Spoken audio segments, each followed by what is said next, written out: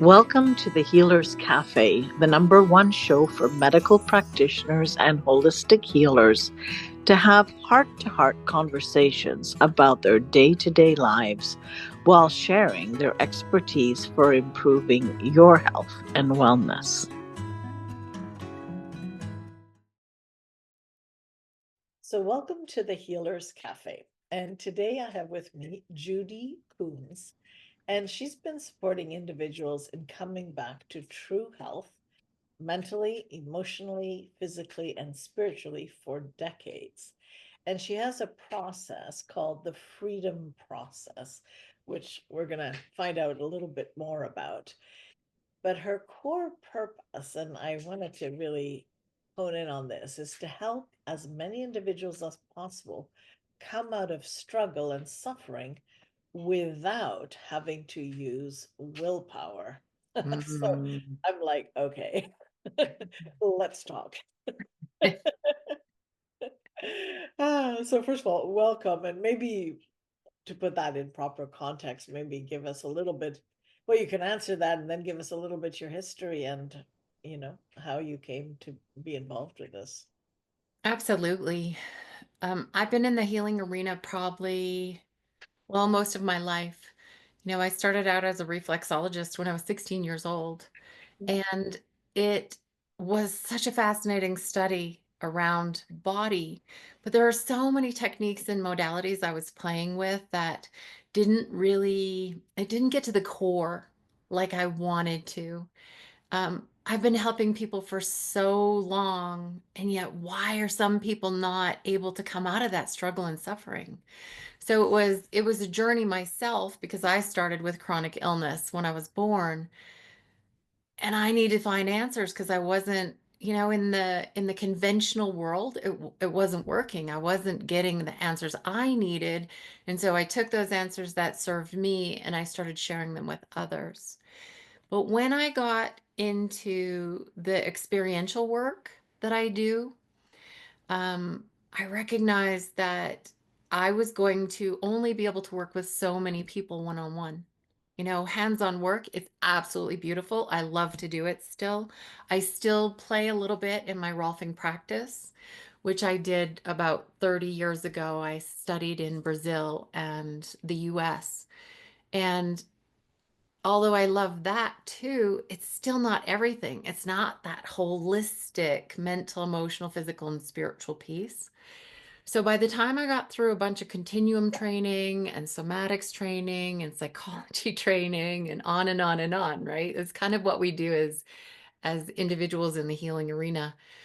I started pulling golden threads. And what I wanted was to be able to share with individuals something that was super simple that they could do for themselves anywhere, anytime, that would allow them to come out of the spell binding that happens with the meaning we give all the trauma events.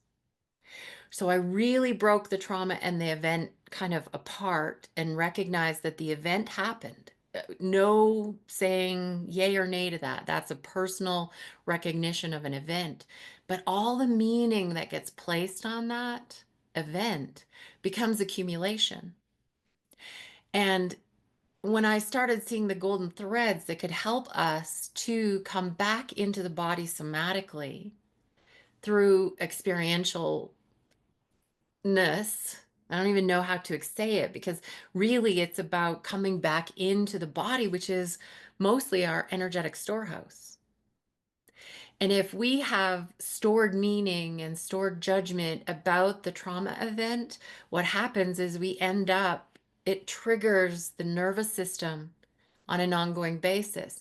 And I call that accumulation or spell binding.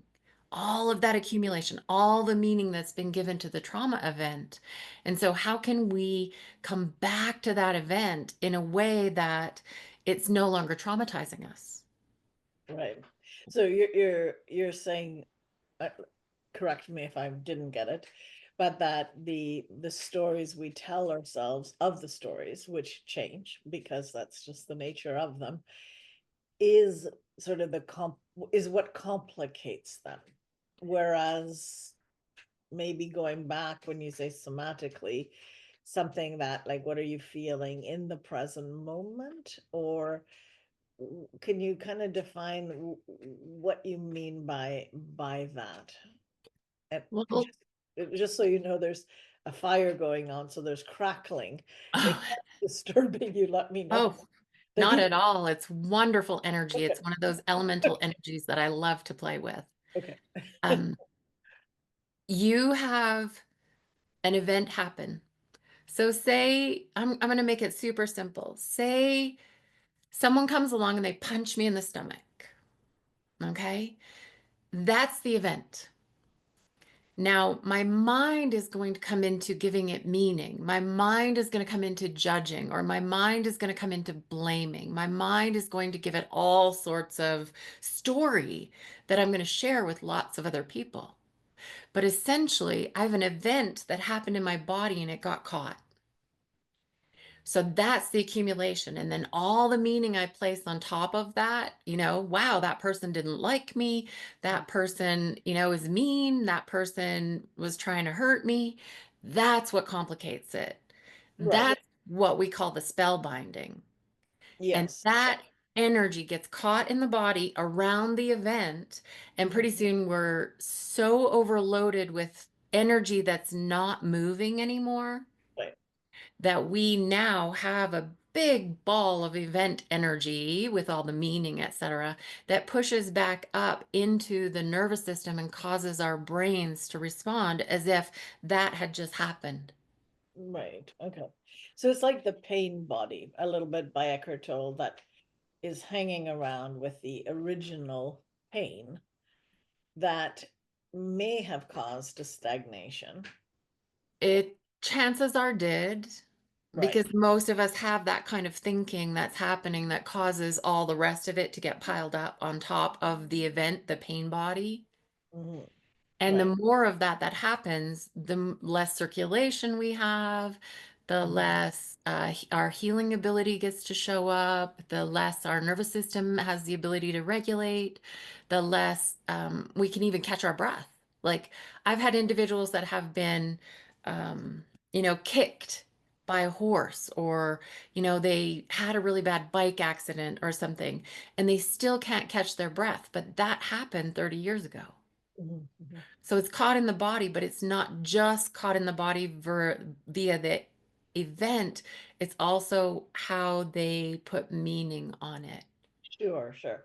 And then your method or the freedom process,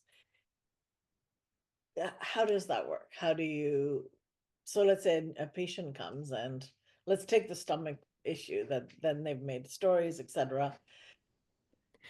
But So so what do you do? What's your process? I listen for a short period of time to get enough detail to be able to help them stay in their bodies in relation to that event and in relation to that meaning. But essentially, we don't really have to have the details. We Mhm. don't have to have the memories. We can literally just look through the body and find the tension. Freedom process is something that doesn't belong to me. It belongs to everyone because it really is just about coming back to the breath in the way that your body's designed to.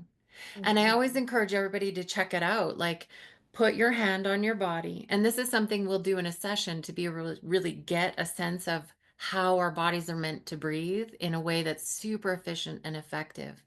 But if you put your hand on your belly and one hand on your back, Mhm. and you breathe into your belly, so you just kind of push your belly in and out, your diaphragm moves because of that, but not Mhm. overly effectively. And notice that you don't feel a whole lot of movement in your back.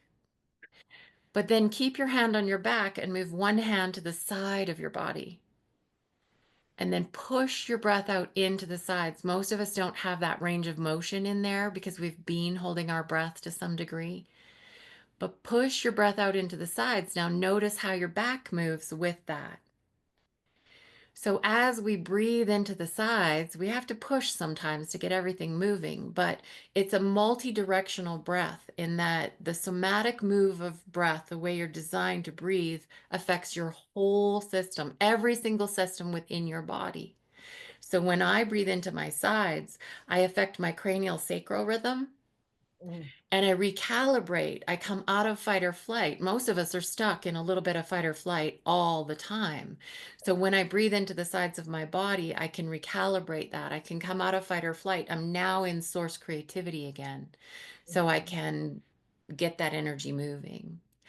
Our Mhm. energy gets so caught and stagnant in our bodies. No wonder we have all these joint issues and all these digestive issues and all of these dysregulation pieces that show up for us in our lives.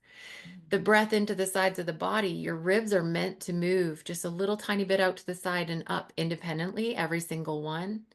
Mhm. But most of us are just breathing into the front of our bodies, and the back of our bodies are getting missed. So the spine gets tighter and tighter and tighter. We can't use this technology the same way for transmitting and receiving at that point. So it's a matter of knowing that I can come back to um, my true self Mhm. through the body, through Yeah. freedom process. So everybody has their body and everybody has their breath. Freedom process is completely, it's like nobody owns it. We can't Yeah. own something like that. It belongs to us. But Mhm. a reminder to come back to our bodies the way that our bodies are designed is what we do. And we play with that.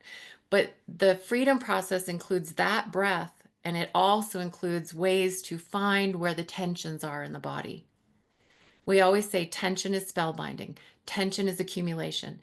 Tension is the meaning that's been given to the events that have happened in your life, whether big or small on an ongoing basis.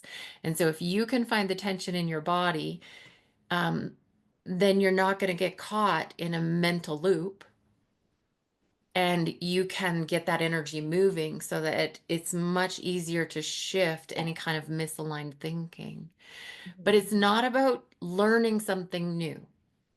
Mhm. We Yeah. don't do that. We experientially create space so the accumulation can drop away, and then nature, which is this technology, this body, can reorganize. So we're all about um, unlearning or dropping anything that's been burying us for, in an accumulated way throughout our lives. Mhm. So when you say to come out of struggle and suffering without willpower, it's like without um, that sort of thought, directional thought process where every day I'm going to blah blah blah, and that this sort of the exercise kind of attitude. It's more clearing and cleaning and allowing It's because exactly that. because the body knows what to do, basically. Exactly. Hmm. And we can use exercise as an example Hmm. because I can willpower myself into strength. Hmm. But there's going to be something every day that I have to get past in order to do that. Hmm. Whereas if I don't have anything in the way, my body naturally stays strong because I will do things with my body on an ongoing basis that I don't necessarily need to go to the gym for. So I'll get out and walk more because I'm not caught by all of the weight that comes with the accumulation of energy not moving in the system. Hmm. Hmm. As soon as it, well, and look at it this way. Imagine that you actually love going for a hike every single day. You have a beautiful trail just out back. But all that accumulation, it's like rocks, and you have a big old backpack on your body, and you've put hundreds of pounds of rocks in that backpack. How easy is it going to be to get out there and do that hike every day if you're carrying an extra 300 pounds of accumulation with you? Those rocks are represented, they're representative of all of the meaning that's been given to the trauma events or to the events in your life or to the situations that you didn't even recognize got caught in your system. So we pull out that rock, we find out where that tension is, we breathe into the sides of our body, and what happens is the rock is no longer in the backpack. Hmm. And that your backpack gets lighter and lighter and lighter. And pretty soon you're not trying to self-medicate. So I can say, no, I'm not doing potato chips today. I have to willpower myself to say no. But if I get rid of the accumulation, whether it's somewhat physical and mental, emotional, my body doesn't even take me over to the potato chips. Mhm, mhm, I don't have to think about not going towards something I'm using to self-medicate because my body is so exhausted from carrying around all that accumulation. Or my body is hurting so bad because I'm dealing with so much accumulation and lack of circulation, lack of healing, lack of whatever it is that, you might be dealing with. I don't have to self-medicate anymore because self-healing is back on track and everything is reorganizing itself. mhm, mhm. So in a sense, it's like you're not dealing w- with thoughts with further thoughts. You're basically saying, where's the stuckness in my body? The assumption is it comes from the stories and the added stuff. And then through the breath, through meditation, through presence, I guess, all of those things, you're expanding the space, the ability to breathe fully in a way that unfortunately doesn't come naturally anymore. Anyway, but Yeah, most babies yeah, are born not breathing naturally. yeah. Yeah, And then with that, it changes the physiology, then changes even your perception of things because things then change. exactly. So we're Mhm. not giving everybody a whole bunch of things to do. Right. I might, we do lots of events where I might give someone um, a little bit of an invite. Hey, write a list of all the things you wish you had done in your life, but you haven't yet. Now, the only reason I want that list is not so that they go and do the bucket list. It's so that they can recognize where the tension is in their body so that they find out where the energy's in the way, where it's stuck that would be stopping them from doing what they would like to welcome into their lives. Mhm. Once that energy is moving again, these things on the list, they either happen or they don't. Mhm. Sometimes we have ideas about this is going to get us free or this is going to make us feel better. But essentially, there's nothing in the way of you experiencing the ways that you're going to express yourself in life to your greatest potential. Mhm. Mhm. So I And mean, sorry. Go. it just becomes very simple at that point. Mhm. Now, not always, but often trauma. Just good. I mean, sometimes with periods of great stress, of which trauma could be part of, people, lose weight. Other people's physiology is that they gain weight. And, there's that statement, I'll get it wrong because I never remember these statements properly, but something like you're carrying the weight. When you lose the mental stuff, your body will naturally lose all this weight. So you must be dealing also with people who want to lose weight. Is that part of, Both actually, individuals that want to gain weight and individuals that want to lose weight. right? I love to look at the body as it's always trying to do its best for us. Always, no matter what. And unfortunately, there's been a bit of a hijack in that a lot of individuals think that weight, food, the amount of calories, etc., and the amount of movement is what affects the weight. Mhm. It's not so much that. Those can be contributing factors, but what if, just propose that I'm proposing that we take a look at what other factors might be part of weight and what if the weight is a form of protection. Mhm. So for some individuals they'll have so much cortisol running in their bodies that the weight will be a distribution of that cortisol that's very corrosive to the rest of the body. Right. What if an individual is dealing with anxiety on an ongoing basis and the weight is a way for them to create energetic space between them and others? Mhm. Mhm. What if weight is maybe there's a lot of acidity in the body because of the toxicity in the bloodstream or in the lymph system? And what if that weight, again, is a form of dilution so that the heart is not overwhelmed, the liver is not overwhelmed by the amount of acidity or the amount of toxicity in the body? What if weight is a way to cool the system when you have all that angry energy inside of you that would burn you up if it wasn't dispersed somehow? So we've got definitely foods, because we know that a lot of foods are empty calories. Mhm. And how is the body supposed to get the nutrients it needs but through calories? And so if we continue to feed empty calories, we're not going to get the nutrients we need, right? Mhm. And the body will keep asking for calories. And what is the body supposed to do other than, you know, do its best to store as much as it can? But then we have movement, and most of the time, movement gets decreased because of pain in our bodies. What would your life be like if you were pain-free? If you were one of the millions who suffer from chronic pain, the thought of just one day without it may seem impossible. This is often because conventional medicine tends to fall short in the treatment of pain, opting to prescribe pills or recommend surgery rather than getting to the root cause of the problem. But if you are suffering with emotional or physical pain, there is hope. Join the founder and CEO of Bowen College, Manon Bolliger, live online for your body-mind reboot. Learn how to listen to your symptoms and get to the root cause of your pain.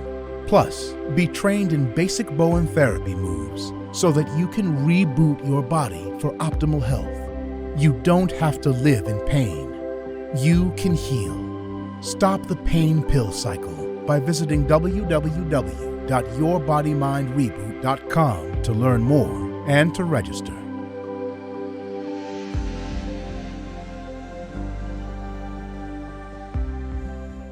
From carrying that extra weight of mental, emotional, spiritual buildup that just causes us to sit, procrastinate, not move the same way. So all of those contributing factors and more come into that, and weight falls away when you're not carrying that extra heat, toxicity, acidity. A lot of individuals now are starting to study how the way that our mental, emotional systems are affected physiologically, in that the same kind of say sugar, for example, it can create acidity in the body. Well, so can anger. So Mhm. can too much of any emotion. And if that gets caught in the body, that acidity level rises up. And now all of a sudden, am I low in magnesium because I haven't been taking a supplement? I haven't been eating foods? Or is it because I have so much anger still caught in my body that that energy needs to move so that my body's not having to use the magnesium to neutralize the acidity? Mhm. Mhm. So Mhm. we're just starting to come into those kind of studies, Yeah. and I find it absolutely fascinating. I love the way you express this that because I believe that to be true. The body is not trying to do you harm, right? Mhm. It's adjusting to make things less lethal, basically. You know, Basically. yeah. So, but it really comes to the core of, let's say, for weight. It would be the same for weight wanting to gain weight, but also for weight loss, which seems to be the bigger problem in this junk food society. But once you remove the food issue, and that's not, they can deal with that. The exercise is not as straightforward, right? Because again, there's a whole bunch of cortisol inducing exercises one can do. So if we haven't gotten to the core issue of the cortisol, then body's going to continue holding on, right?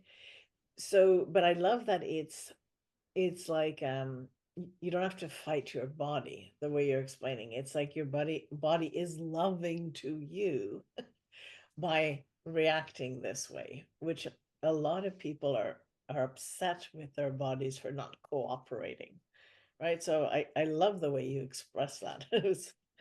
It's really great.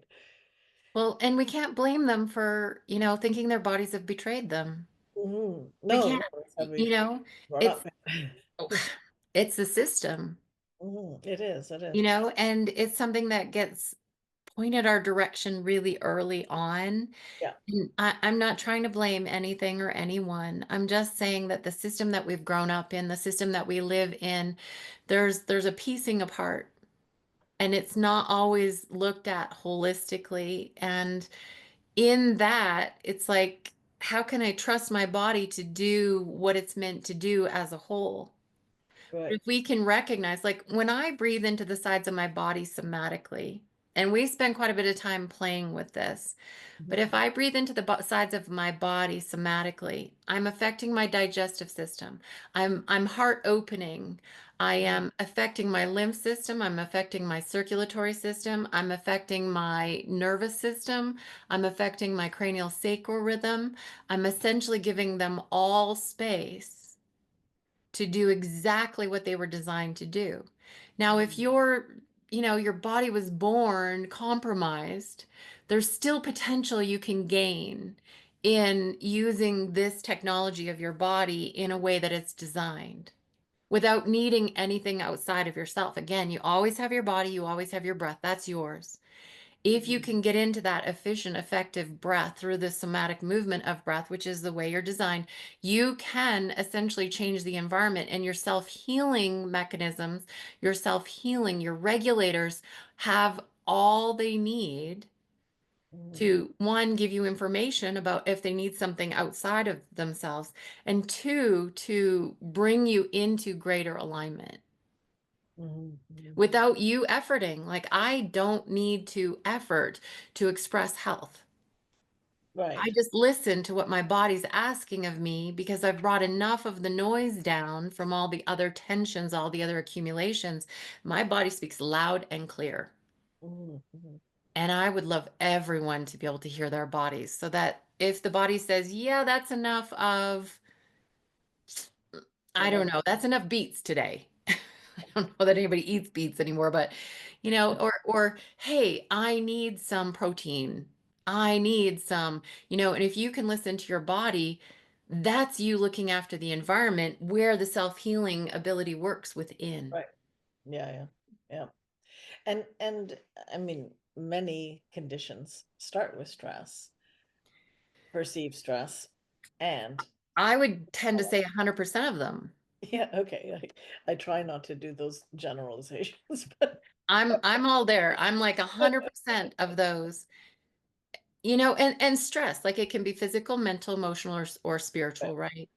right. But So so let's say that a person has high cortisol, which likely would be the case. Would you then start with the breath again? Like basically, that's they recognize. I mean, there's got to be a consciousness that they're stressed. First of all, right? Because a lot of stress, you don't notice it. You're so used to it. Like, I mean, in my practice, I mean, I'd say, I'd ask people, do you feel stressed? Nah, not really. And it's like, okay, how do we put this whole thing together then, right? Like, it's got to be there. And just yeah, you don't yeah, ruminate on the stress, right? I Because can, that's the other thing. The yeah, body can have it no matter what, right? yeah. I completely agree with you because we get used to the stress. Yeah, Absolutely. And that is the stress we're familiar with. We get so used to it, we don't even recognize it as a tension. But exactly. I can, what can you do? You can come into the body and you go, okay, do you have any joints that feel stiff? Mm. Do you have anywhere that feels like it's, not working or not moving as flexibly as it used to? Well, there's tension. That tension is going to come into the body because of that stress in the past. Do you ever have any digestive issues? Well, that's also tension that comes from accumulation, whether it's internal physical accumulation or mental emotional accumulation or spiritual accumulation. Do you have any, do your eyes ever get tired? That's an indicator of tension. Do you have any issues with your dental? Do you have uh, to go to the dentist more than just for cleanings. Well, that's tension. Tension shows up energetically as a density, and a density often causes a distortion. And as soon as that energy is distorted, you're going to see physicalness show up, or mental pressures or mental overwhelm show up. So if anybody's ever experienced overwhelm, you can know that you've been experiencing stress and it's accumulated in your body. Mhm. And yet, the a simple approach to it would be the breath. It's the most valuable thing I've found in every technique, therapy, etc., that I've ever participated in for my whole life. Mhm. And not just like a yoga breath. I find that a little bit, there's breath orientated release or freedom work, but very few of them use the way that the anatomical structure is actually designed. Mhm. And Could you very, could you go into that a little bit more? Because I think that's, very key. And there's many breathing programs, where there's a lot of quick in and out breath and, all of these different methods out there. And some of them are related or some not related to yogic or yoga practices. So can you explain the basic physiology and how one does this basic breath? so just putting your hands as reference on the sides of your body and pushing your ribs out to begin with, it's going to get the tissues and the nerves back online between each of the ribs, so all your intercostals. But most of us either are expanded too much or very shallow in our breath. But if you get moving into the sides, what's going to happen is you're going to affect all the facets where the Mhm. ribs come into the spine, and that gets some circulation going. What happens is if you can get movement into the sides, you're going to find your diaphragm drops down, the organs move around, and you're going to be able to feel when you put your hands on the sides of your hips, where your hips expand a little bit too, because they're making space for the movement of the organs with the diaphragmatic structure movement. Then we get to the point where we're able to feel up underneath our collarbones, where even those ribs were like, ooh, how do I get that moving out to the side? Mhm. Every single time you do that, you get a little bit of movement all along the sternum and all along the spine. So you're helping your nervous system to move. You're getting that energy moving. Every time you breathe this way, your diaphragm drops, and your all the tissue that's attached to the bottom of the heart, it actually Mhm. helps to open up the heart a little bit so that it also has a bit more space. Every single time you do this, you affect the rhythm of the cranial sacral fluid that is moving from the sacrum all the way around the brain and back down, and you affect your primary pulse, which is your cranial sacral rhythm. But if you just start by breathing out into the sides, your body will kick into homeostasis because it knows this is how you are structurally meant to breathe. If we weren't meant to breathe this way, our cartilage, where our ribs come together with our sternum, Mhm. that would be solid. For some people, it is quite solid because it's dried out because there's been no movement. They've just been belly breathing for a really long time. But that cartilage is designed to be able to allow that rib to move a little bit like a handle on a bucket. So you can Mhm. imagine you have your pivot point and your handle just comes up and out just a little tiny bit to the side. It allows for a manual movement of the lymph system. It allows for space for the lungs. It allows for you to create an environment for your body to come fully into its potential. Mhm. So every time I do that, um, I'm going to be saying yes to life. Mhm. And one of the things that's really confusing, because most people think that the efforting belongs on the in breath. Well, if Right. you get movement in all these intercostal muscles and you get breathing the way that you're meant to, we're actually designed to breathe an effort on the out breath. Mhm. So if I push all of my ribs in really tight and I breathe out, out, out, out, out, I'm going to come to a pause. As soon as that happens, I'm going to relax, and I've just drawn all this life force breath energy in. Now, most of us only are using the bottom half of our breath, so we have to work a little bit in order to release some of those muscles.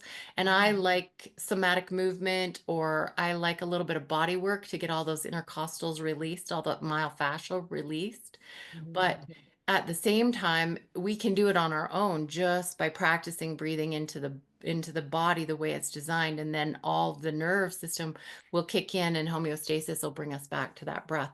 So it's Mhm. not overly complicated. It can get super subtle because Mhm. ultimately, I would love everybody to know that we're not actually breathing, we're being breathed, Right.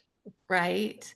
Yeah. And it's a step across process, because to go from I always hold my breath because I'm always stressed, to what my body is being breathed is a Mhm. bit of a leap. But if we come into the physicality of it to begin with, we can know that we're getting all the energy moving, and we no longer have to be carrying 300 pounds in our backpacks anymore. Mm. We can actually throw the backpack away. It's a great explanation because I don't know if you know the work I do. I run Bowen College, and Bowen is a physical therapy that really puts you or puts the autonomic nervous system back in proper shape so that you're finding your parasympathetic instead of being on sympathetic overdrive. And I've been doing that, 30 plus years now. And it works fabulously. It does all kinds of things because the body knows what to do. But Yes. I've always found, especially that, you know, people like to take charge of their health. I mean, more and more, it's like something that they need to do. And you can't do this to yourself. You can only receive it. But you don't need many treatments, like 3 to 5. And most structural issues and even like trauma and emotional issues will resolve. But I've been looking at different breath work that actually is consistent with the philosophy of Bowen. And so I'm gonna look into your what you do because it feels right. And I feel like there's one spot as I was breathing where there's no movement here. So, my temptation would be just to keep observing it as I do it. The body will sort it out. I don't need to push, do it harder, do like just let it sort itself out, But anyway, our time is almost at the end. I would love you to share a little bit. How do people find out? What courses are you giving? What do you have for people to follow up with you? Well, I want to make sure that um, what we do is we have a freebie that we offer, and that is a freedom process meditation. It's really just a track that you can follow along and do freedom process alongside it. So it's just reminders to breathe into your side, reminders to give yourself reference for where the tension is, reminders for making sure that you're in your body, finding it. We always say freedom process is find it, find the tension in your body, feel it, feel what qualities there are in that tension. 3, free it with your breath. And then 4 is allow it, keep your hands off at that point, because nature knows how to reorganize things way better than we could ever. Mhm. But you can go to daur.co, and if you would like, you can join our absolutely complimentary membership. In that is Freedom Process Space, where you can get all sorts of tracks, and there's Freedom Process happening in group format. There is um, uh, another space where you can get access to some somatic movements if you would like. And then within that, we have an events calendar, but at door.co, you can get all of it. You can get all of the tracks that we give complimentary, and then you can find out about the programs that we call them events, because every single one is transformational. We're really working with transformational wellness, where we're not trying to add anything to it. We're really looking to get rid of as much accumulation so it can just happen naturally for you. And that's where you can find us. It's also where you can find the book that I've shared, which is Spellbound No More. And it really is about finding the tension and having the freedom process in a written form so that you can follow along and do that. Okay, great. Well, thank you for sharing your knowledge and wisdom. Thanks for having me. I am so excited. It was interesting because when I decided I was going to do some body-centered oriented healing, I was either Bowen training or Rolfing, and I have no idea why my feet took me, but I love the work that you do, and I so appreciate your contribution to the world. Thank you. Thank you. Yeah. Thank you for joining us at the Healers Café. If you haven't already done so, please like, comment, and subscribe with notifications on, as I post a new podcast every Wednesday with tons of useful information and tips for natural healing that you won't want to miss.